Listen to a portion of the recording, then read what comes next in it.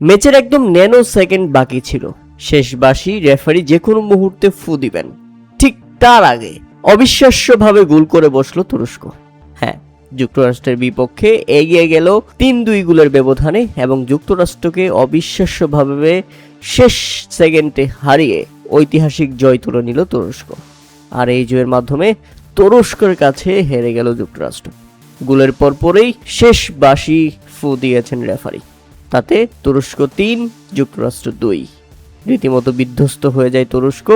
এই জয়ে নকআউট পর্ব নিশ্চিত না হলেও যুক্তরাষ্ট্রের বিপক্ষে ঐতিহাসিক এক ম্যাচ খেলে ফেলেছে তুরস্ক। তাতে বিশ্বকাপে যুক্তরাষ্ট্রকে হারিয়ে সুন্দর এক স্মৃতি নিয়েই বিশ্বকাপ যাত্রা শেষ করলো তুরস্ক।